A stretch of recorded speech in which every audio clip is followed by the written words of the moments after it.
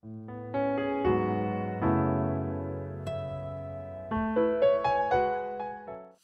오늘 함께 나눌 하나님의 말씀은 여호수아 15장 20절에서 63절까지 말씀입니다. 저하고 한 절씩 교대로 헷갈리지 마시고 읽으시겠습니다. 유다 자손의 지파가 그들의 가족대로 받은 기업은 이러하니라.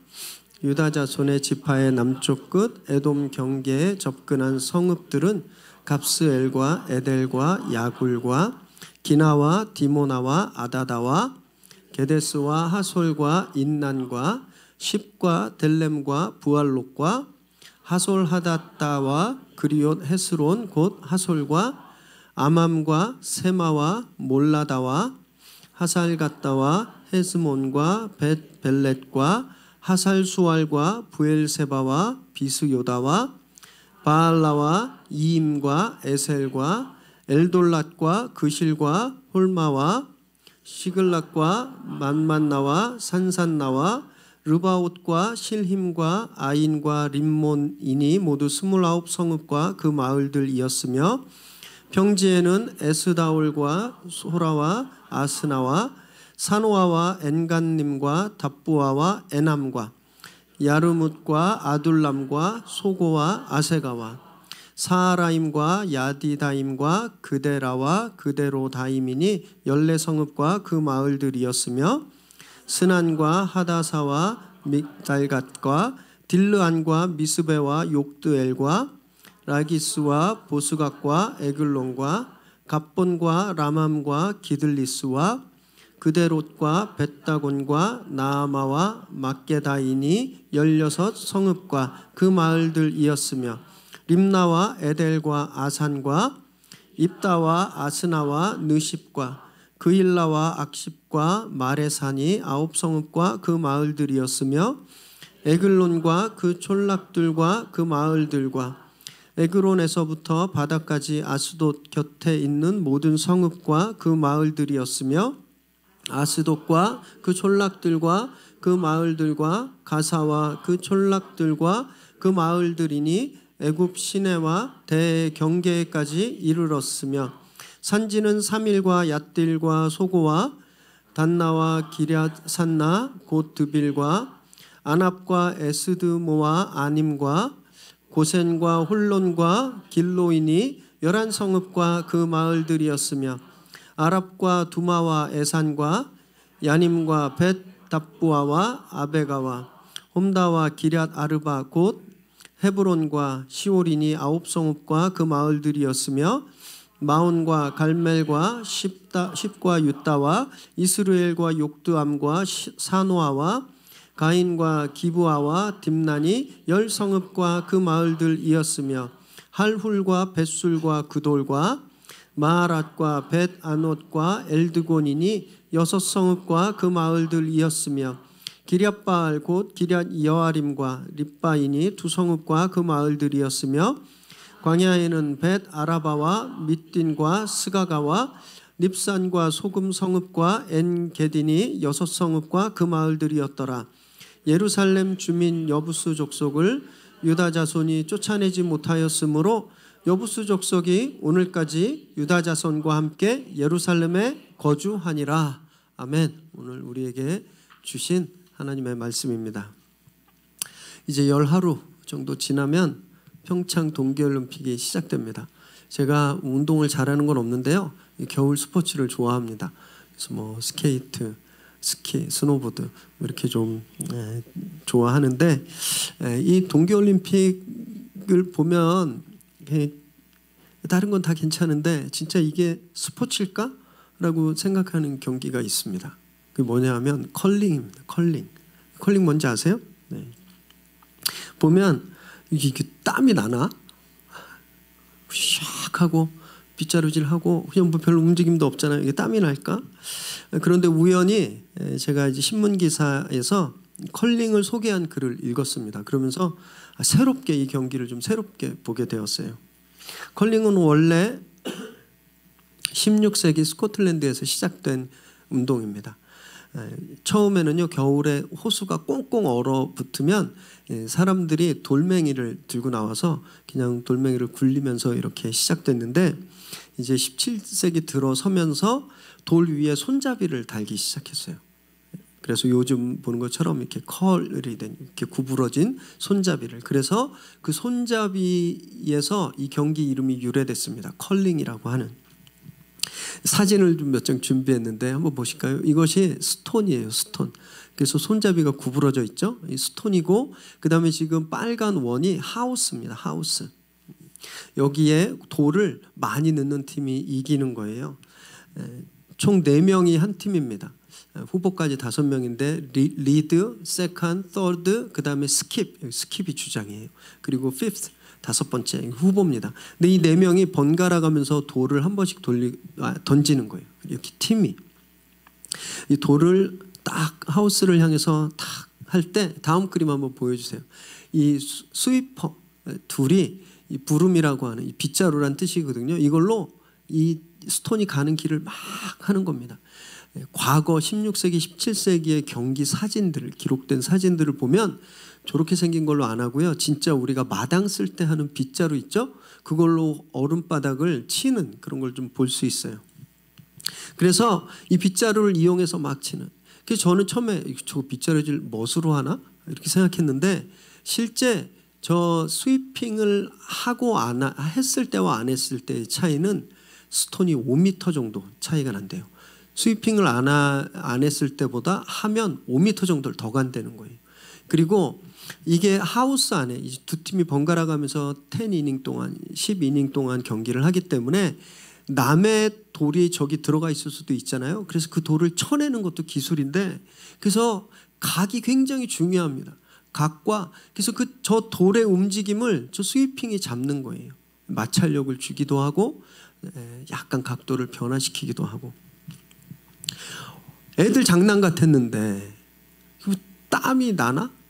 다음 사진 한번 보여주세요. 이게 점수 내는 겁니다. 그 가운데 안에 그 하우스에 들어가면 1점, 거기서 벗어나면 점수가 없어요. 네, 이게 컬링 경기인데 땀이 날까 했는데 이 경기가 2시간 반 정도 진행되는데 2명의 스위퍼가 계속 비질을 하는 엄청난 체력이 소모가 된대요. 그래서 굉장히 운동을 많이 하더라고요.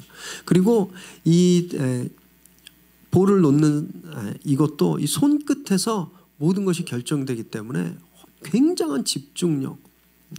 그리고 저쪽 하우스 쪽에서 우리 편을 보고 진로와 그 방향을 지시해주는 주장, 이 스킵인데, 이 사람은요 머릿속에 수만 가지의 막 그 수가 막 있어야 된다라는 거예요. 이렇게 돌을 놓는 사람, 스위핑을 하는 스위퍼, 그리고 그 앞에서 지시하는 스킵, 이 4명의 팀워크가 완벽하지 않으면 승리할 수 없는 게임이 이 컬링이라는 겁니다. 그래서 컬링의 별명이 있습니다. 컬링은 빙판 위에 체스다라고 해요. 체스. 그만큼 두뇌와 팀워크. 그래서 다른 빙상 경기, 다른 경기들에 비해서 정말 최고의 팀워크를 요구하는 경기, 이 경기가 바로 컬링이라는 거예요. 요새는 이 IT 시대에 맞춰서 더 진화됐습니다. 스톤 속에 전자칩이 들어가 있대요. 그리고 손잡이에도 전자 센서가 있어서 부정한 행동을 못하게, 그리고 얼음바닥 안에는 자석이 있습니다. 그래서 이제 파울 라인을 넘지 않도록 이것이 다 되고 있다라는 거예요. 그리고 저 돌이 평창 올림픽에서 쓰이는 저 스톤 한 개가 얼마인지 아세요? 저 돌덩어리가 세일해서 125만 원. 금메달보다 비싼 거예요, 돌이. 아무 데서나 채취할 수도 없습니다. 스코틀랜드에서 딱 한시적으로만 10년치만 그 허가해서 채취하면, 그리고 채굴을 못하게 한대요. 이런 경기가 컬링이에요. 이걸 좀 기억하시면서 나중에 혹시 보실 기회가 있으면 이렇게 저 사람이 스킵이야 딱 이러면 굉장히 좀 있어 보이실 거 아니에요? 네. 저 경기는 16세기에 스코틀랜드에서 시작해서 이러면 바로 인정받으십니다. 색다른 재미가 있으실 거예요. 근데 이 경기를 보면서 팀워크가 무엇인가를 좀 생각해 보게 되었습니다. 팀워크.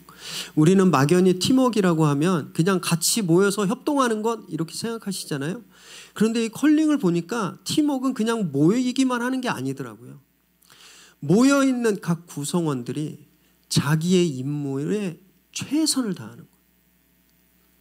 그 누구도 나태하지 않고 모두 다 똑같이 자기 임무에 목숨을 거는 것, 그게 팀워크이더라고요. 제가 그것을 깨달았습니다. 저희는 계속해서 오늘까지 4주째 유다 지파의 땅 분배에 대해서 이야기를 나누고 있습니다. 제일 분량도 많고 또 유다 지파가 땅을 제일 넓게 받았어요. 이것은 유다가 이스라엘의 장자의 지파다라고 하는 걸 저희에게 보여주고 있는데, 처음엔 유다의 경계와 그 영역들에 대해서, 그리고 이제 갈렙이 받은 이 산지를 내게 주소서 했던 갈렙이 받은 지역도 갈렙의 딸 그리고 그의 사위인 온니엘이 받은 네겝 사막 지역, 이것에 대해서 말씀을 나눴고, 이제 오늘은 이 유다의 지파의 땅 분배의 마지막 부분입니다. 모든 가족들대로 받은 기업, 그 땅에 대해서 말씀하고 있는 거예요. 제가 그 여호수아서를 강해 설교로 이제 해야 되겠다. 그래서 아주 한참 전에, 수개월 전에 거의 개척할 때였는데, 이 본문을 미리 이렇게 분류를, 이렇게 본문을 다 이제 정해 놓으면서 이 본문을 뺐다가 넣었다가 했었어요. 아무리 봐도 뽑아낼 게 없는 거예요. 정확히 122개의 도시 이름만 들어 있습니다. 그래서 이걸 도시 이름 하나씩 다 역사적인 고증을 해서 뭐 이렇게 주의해야 되나? 그러면 한 반년이 훌쩍 가는데, 아니 그러면 이렇게 생략해야 될까? 막 고민하다가 이런 마음이 들었어요. 성경은 우리에게 쓸데없는 걸 말씀하고 계시지 않는다. 성경엔 쓸데없는 게 들어갈 리가 없다. 이런 믿음이 딱 들은 거예요. 그래서 제가 담대하게 스케줄을 짜면서 이 본문을 설교 스케줄에 딱 넣습니다. 그래서 얼마나 후회했는지 몰라요.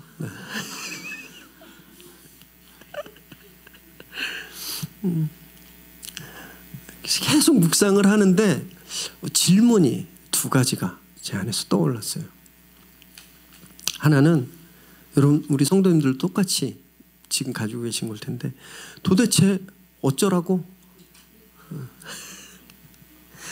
아니 왜 이렇게 지루하게 정확히 그 41개 구절 내내 발음하기도 힘든 도시 이름만 꼬박꼬박 채워놨을까? 왜? 성경은 왜 이렇게 해놨을까?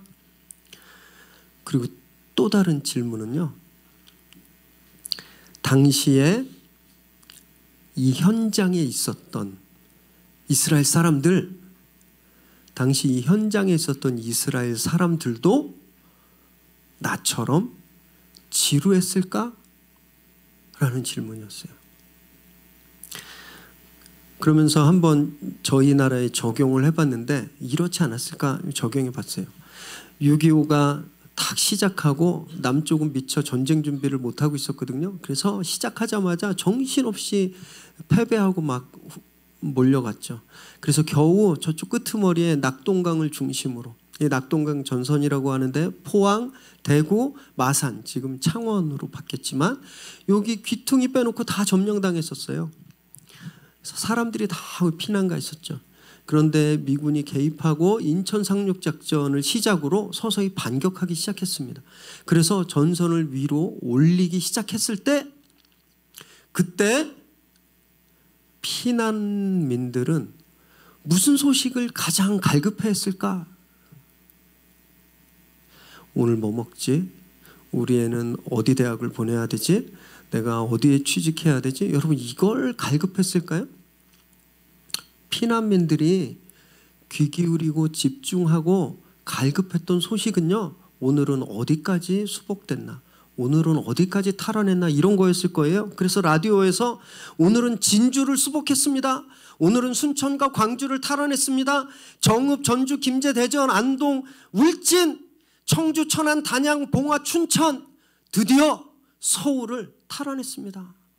이런 소식이 들렸을 때 피난민들이 어땠을 것 같아요? 그랬나 보다. 아유, 왜 쓸데없이 그 도시 이름을 다 아는 도시인데 어쩌라고 뭐 이랬을까요? 그 기쁨과 감격이 진짜 말로 표현할 수 없었을 겁니다.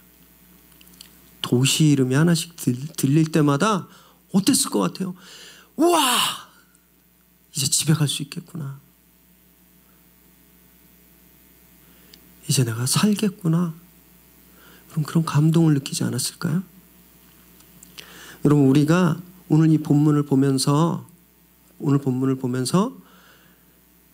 지루하다 느끼는 건 이 얘기가 남의 얘기라고 생각하기 때문에 그런 거예요. 이 본문이 내 얘기가 아니니까 아무짝에도 쓸모가 없어 보이는 거예요. 여러분, 6.25 때 대전을 탈환했습니다. 서울을 탈환했습니다. 이런 소식을 일본 사람이 듣고 어땠을까요? 아, 뭐 그저 그랬나 보지. 그랬을 거거든요. 왜냐하면 남의 나라 이야기니까. 그래서 저희는요, 오늘 본문을 대함에 있어서 21세기 위례 신도시에 모여있는 그런 사람들이 아니라 우리가 이 본문을 대함에 있어서 BC 1400년경에 당시 가나안 땅과 한복판에서 지금 이 소리를, 이 도시의 이름을 듣는 사람이 되어보아야 하는 거예요. 그래야 이 122개의 성읍의 이름이 하나씩 들릴 때마다 가슴이 뛰는 거죠. 하나님의 약속이 드디어 이루어졌구나.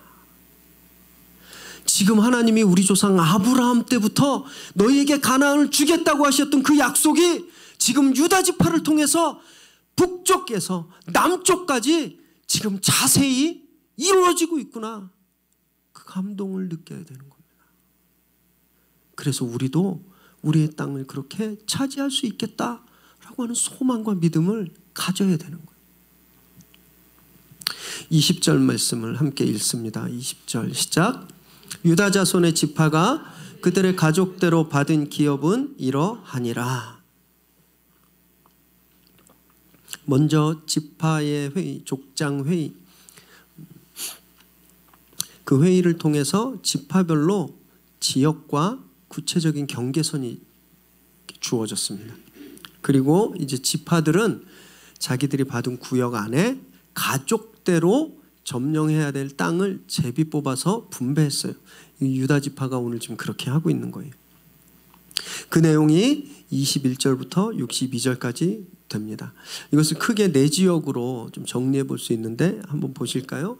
21절에서 32절까지는 남쪽입니다. 네겝 사막 쪽에 36개 성읍들, 그리고 33절에서 47절은 서쪽 바다 쪽, 서쪽 평지에 42개, 48절에서 60절까지는 동쪽으로 이렇게 있는 유다 산지에 38개, 그리고 61절과 62절에는 유다 광야 쪽에 6개 성읍, 그래서 정확하게 122개 도시가 가족들에게 분배된 거예요. 이 지역을 다시 12부분으로 좀 세밀하게 나눠볼 수 있는데 한번 그 지도 한번 보여주시겠어요? 네. 제가 여러분들의 그 이해를 돕기 위해서 이렇게 노란 손가락을 좀 달았습니다. 유다 땅을 12개로 나눈 거예요. 여기 네겝 사막 지역의 첫 번째, 그 다음에 이쪽 블레셋 지역 지중해 쪽에, 그리고 이쪽에 이제 사해 쪽에 동쪽, 북쪽은 베냐민과 단 지파가 이렇게 있고요. 이 12 오늘 본문에 나온 걸 12조각 한 거예요. 뭐가 떠오르시죠? 저는 소고기가 떠올랐습니다. 소의 부위별로. 제가 제일 좋아하는 부분은 이쪽입니다. 갈비살. 네. 이렇게 크게 12부분으로 세세하게 나눠서 각각의 가족들에게 분배가 된 거예요. 제가 이 말씀을 계속 묵상하다가 제가 천재인 걸 깨달았습니다. 왜냐하면 성경에 틀린 부분을 찾아냈어요. 32절을 한번 읽어보실까요? 32절 시작. 르바옥과 실힘과 아인과 림몬이니 모두 29 성읍과 그 마을들이었으며. 사실은 제가 뭐 천재여서가 아니라 말씀을 묵상하면서 하나하나 세다가 깨달았는데, 여기 보면 29개 성읍이라고 되어 있잖아요. 그런데 21절에서 32절에 나오는 도시 이름을 지금 빨리 세보세요.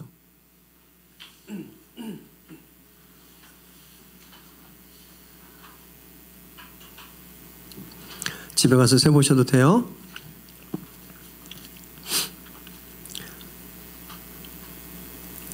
몇 개인가요? 몇 개예요?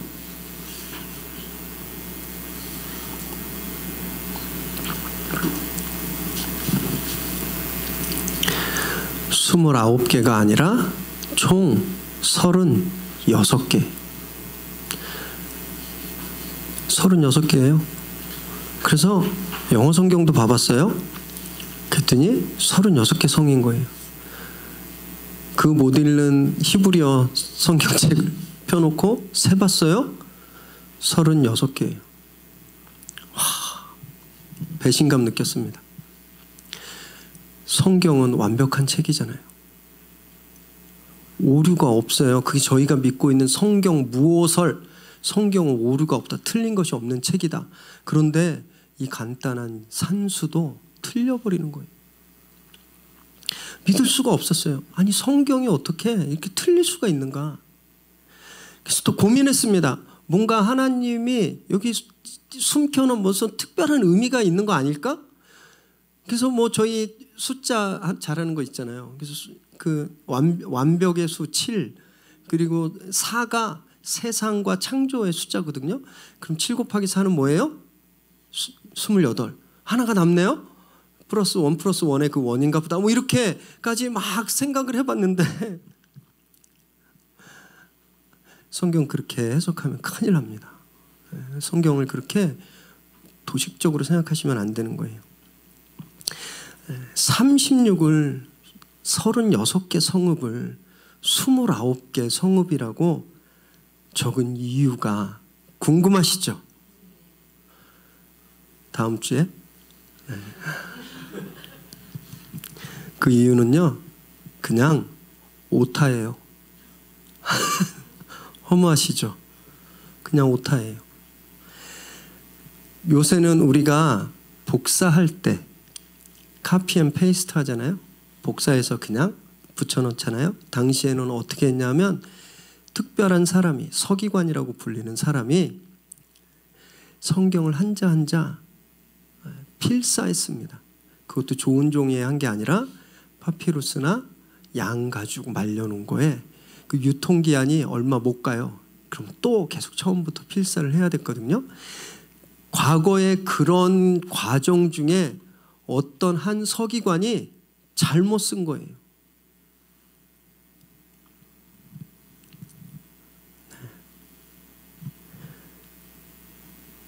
그래서 굉장히 성경에 실망했었는데 이런 감동이 드는 거예요. 오타가 좀 있으면 어때? 그런다고 하나님이 아닌 건가? 신천지 교본에 오타가 없으면 이만희가 하나님이 되는 건가? 아니거든요. 성경엔 오타도 있고요. 분명한 오류도 있어요.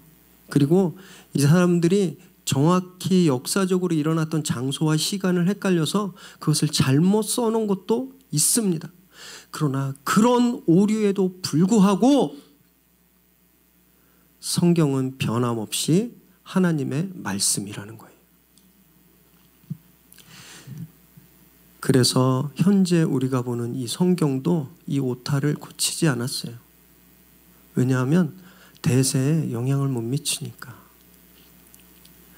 성경이 무오하다라는 건요, 성경이 오류가 없다라는 것은 여기에 틀린 글자가 있느냐 없느냐, 이게 팩트냐 아니냐 때문에 성경에 오류가 있다 없다를 말하는 것이 아니라 창세기부터 요한계시록까지 이 성경 66권을 그 중심을 쫙 하고 가르는 중심 메시지, 하나님의 구원 사역, 그것이 오류가 없다라는 말씀이라는 거예요.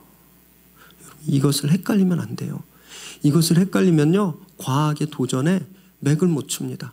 과학이 발달하면서 성경의 여러 가지 사건들이 진짜가 아니라고 우리에게 도전해요. 그럴 때 흔들리는 거예요. 아, 진짜네? 성경이 가짜네? 그럼 거짓말인가 보다.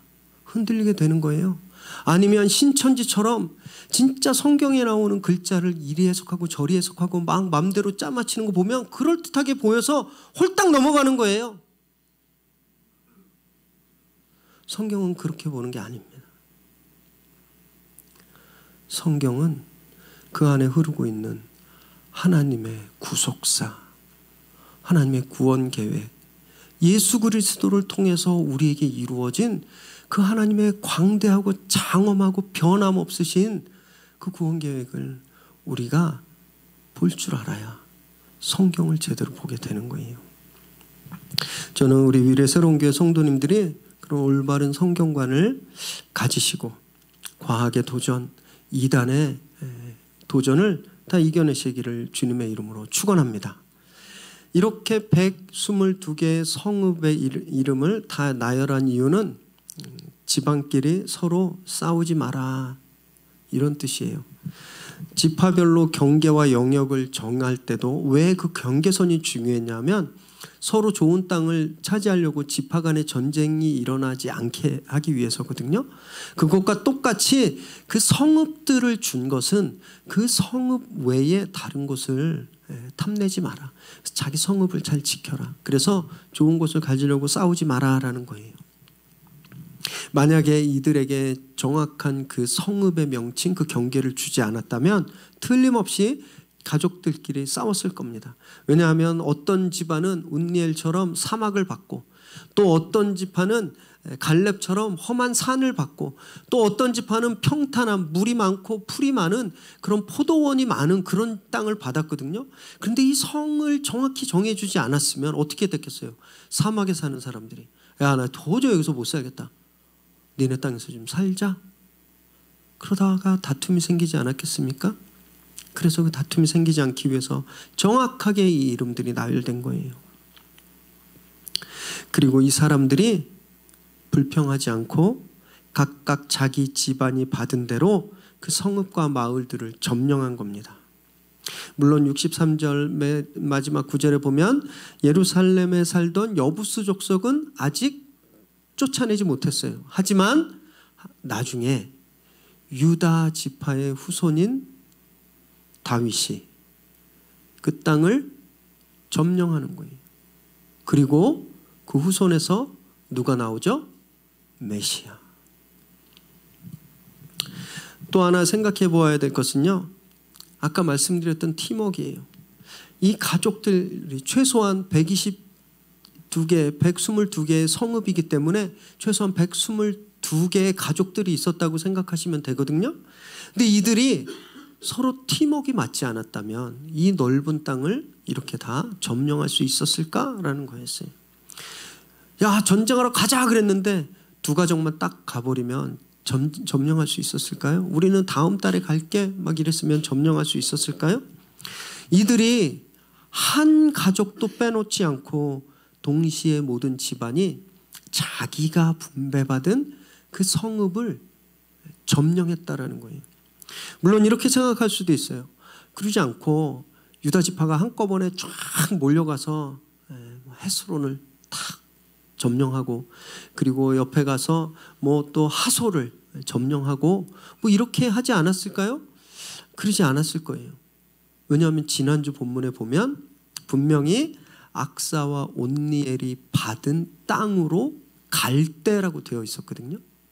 악사와 온니엘이 자기가 분배받은 땅으로 갔잖아요. 이것을 미루어 볼 때 122개의 가족들이 악사와 마찬가지로 진격이라는 신호가 났을 때 순식간에 갔다라고 보는 게 옳다라는 겁니다. 그래서 이 122개의 성을 점령한 거예요. 이것이 팀워크인 겁니다. 자기가 맡은 그 성읍을 가서 점령하고 그곳에 살던 이방 거주민들을 몰아내는 그 임무에 충실하니까 이 넓은 땅을 유다 지파가 차지할 수 있게 된 거예요. 아프리카 속담에 이런 말이 있습니다. 빨리 가려면 혼자 가라. 멀리 가려면 함께 가라. 외나무 다리가 되려면 혼자 서라. 푸른 숲이 되려면 함께 서라. 이런 속담이 있거든요. 공동체가 이런 거라는 거예요. 자기 혼자 자기 맘대로 개인 플레이를 하는 것이 아니라 함께 한다라는 거예요. 그런데 이 함께 한다라는 건 그냥 모여서 아무것도 안 하는 게 아니라 각자 자기에게 맡겨진 임무, 각자 자기에게 맡겨진 성읍, 그것을 완수하는 것, 이것이 함께 한다라는 의미입니다. 그리고 그때 팀워크가 이루어지고 공동체가 서게 된다라는 뜻이거든요. 교회에도 이런 팀워크가 필요한 거예요. 하나님이 여기 계신 모든 분들에게 각자 주신 임무가 있습니다. 우리에게 각자 주신 임무가 없어요? 있어요. 없을 수가 없어요. 죄송합니다. 없을 수가 없어요. 왜냐하면 교회는 부르심을 받은 사람들의 모임이란 뜻이잖아요. 왜 부르셨겠어요? 심심해서요? 아니요. 시키실 일이 있으셔서 불렀거든요. 그래서 여기 계신 분들은 하나님이 다 각자에게 주신 성읍들이 있습니다. 그 자기에게 주신 그 성읍을 점령하지 않으면 공동체가 설 수 없는 거예요.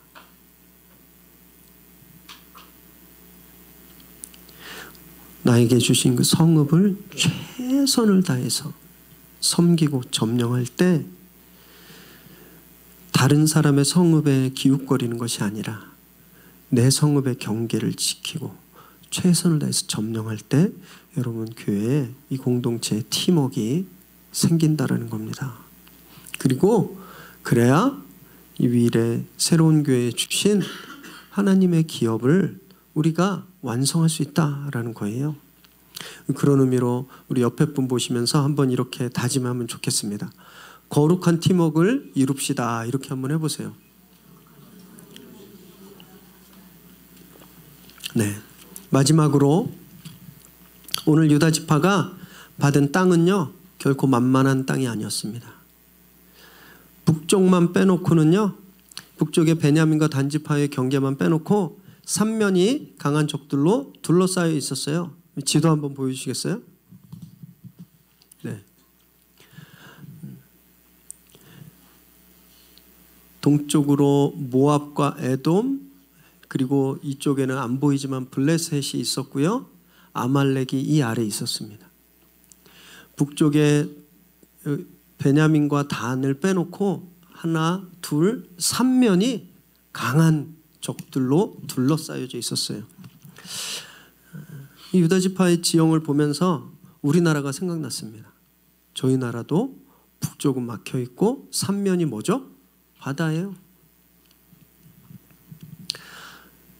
가진 자원도 없습니다. 석유가 한 방울도 안 나요. 그리고 얼마나 조그만지 제가 살았던 시카고에는 옆에 호수가 하나 있습니다. 그 미국 5대 호 중에 하나인데 미시간 호수. 한반도를 딱 들어서 미시간 호수에 넣으면 4번이 들어가요. 진짜 조그만 지도에 요만한 땅, 삼면이 막혀 있고 가진 자원도 없고 진짜 요만한 땅. 그런데 우리가 어떤 민족인지 아세요? 역사적으로 993차례 외세의 침략을 받았지만 살아있는 거예요. 세계에서 유일하게 전 국민의 평균 IQ가 105가 넘는데요. 이 유일한 나라입니다. 그리고 또 세계에서 유일하게 문맹률, 글을 읽고 쓸 수 없는 그 문맹률이 1% 미만인 나라가 대한민국이래요. 또 4차 산업혁명의 그 근간이라고 할 수 있는 무선 네트워크 인프라가 세계에서 가장 잘 발달되어 있는 나라. 그 나라가 삼면이 바다로 둘러싸여 있고 석유도 없고 자원도 없고 그런 나라라는 거예요. 어떻게 그런 지역적인 지정학적인 한계에도 불구하고 어떻게 이런 위대한 정체성을 가질 수 있었을까? 그 이유는요, 역설적으로 막혀 있었기 때문에 그렇습니다. 막혀 있었기 때문에. 궁즉통 극즉반이라는 말이 있거든요. 궁지에 몰리면 통하게 되고 극한에 몰리면 역전하게 된다는 뜻이에요. 이렇게 막혀 있으니까, 가진 게 없으니까, 너무너무 어렵게 고생하니까 그 안에서 돌파가 이루어진 거예요. 여러분, 그것이 우리 민족이라는 겁니다. 그런데 유다가 바로 그랬어요. 이 삼면에 강한 적들에게 늘 시달렸으니까. 쉴만 하면 또 쳐들어와. 이제 괜찮겠네 하면 또 괴롭혀. 위기가 계속되는 거예요. 그리고 위기 속에서 이들에게 브레이크스루가 일어난 거예요. 여러분, 그래서 유다에서 왕이 탄생하고 메시아가 나오는 겁니다. 여러분, 왕은요, 편한 데서 안 나와요. 왕은 살기 좋은 땅에서 나는 게 아니에요. 적으로 둘러싸여 있어서 늘 괴롭힘 당하고 늘 긴장하고 그렇게 전쟁을 겪는 곳, 그래서 영적인 긴장감을 도저히 풀 수 없는 그 속에서 왕이 나오는 겁니다. 사랑하는 여러분, 지금 유다처럼 그렇게 사방에 적으로 둘러싸여서 전쟁 중인 분이 계시죠? 내 삶은 왜 이럴까? 도대체 내가 언제 편해질까?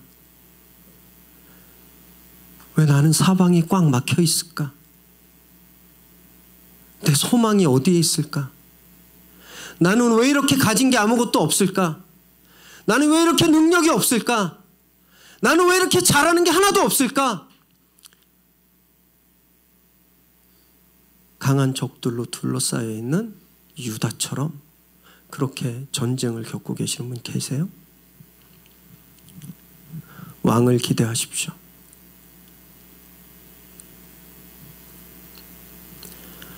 그래서 포기하고 싶어도 포기할 수가 없는 거예요. 갈렙처럼 이 험한 산지를 내게 주십시오. 악사와 온니엘처럼 그 사막이 내 땅입니다. 그렇게 사자의 심장을 가지고요, 버티셔야 하는 거예요. 왜 하나님이 우리를 그 강한 적들 속으로 밀어 넣으셨는지, 왜 하나님이 나를 꼼짝달싹 못하게 궁지로 물으셨는지, 그 이유는 단 하나라는 거예요. 하나님이 그곳에서 왕을 만들어내기 위해서.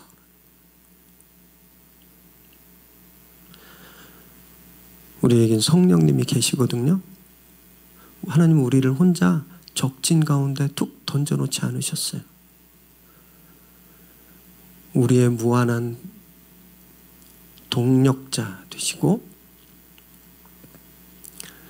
우리의 헬퍼이신 그 능력의 성령님이 우리와 함께 계시는 거예요. 척박한 땅에서 왕이 탄생했듯이 그렇게 고난 속에서 하나님이 꽃을 피우시는 것을 믿으시기 바랍니다. 그래서 그 믿음으로 이기십시오. 그 믿음으로 돌파하세요.